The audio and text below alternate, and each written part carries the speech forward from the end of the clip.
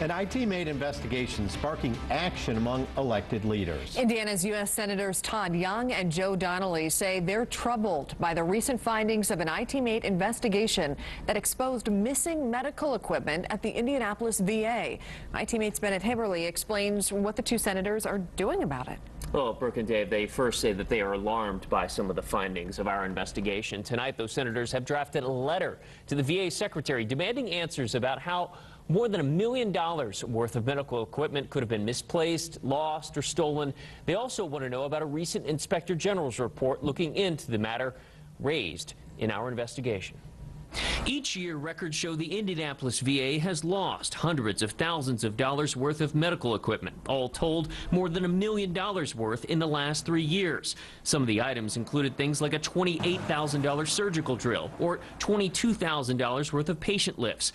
Items misplaced, lost, or stolen that could have been used to treat or care for veterans. Well, it's not only ironic, it's unacceptable. As a Marine officer myself, I know that had I ever lost a rifle, or had one of my Marines ever lost a rifle, that could be a career-ending experience. Republican Senator Todd Young and Democrat Senator Joe Donnelly drafted this letter to the VA secretary demanding an explanation, saying they were troubled by the findings of the IT-made investigation.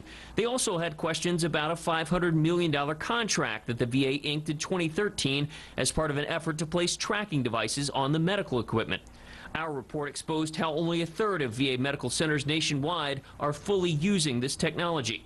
Young said he took his own questions to VA's regional director over Indiana. There was an admission by the director that implementation has not been flawless and it's been plagued by some problems, and he gave me his word that they'll continue to work to make improvements in that regard. A congressional hearing could still happen, according to Young, who said he's anxious to obtain a recent Inspector General's report that he says looked into the issue of missing equipment. They ought to be making sure that they're using every single cent of the dollars that are appropriated towards the VA to actually serve veterans, and losing medical equipment undermines that mission. So we had additional questions for the VA. Do they anticipate expanding the real-time tracking of that equipment? Are employees going to be held accountable? And what does the VA secretary think of this letter?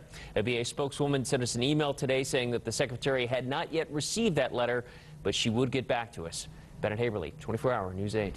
All right, thank you, Bennett.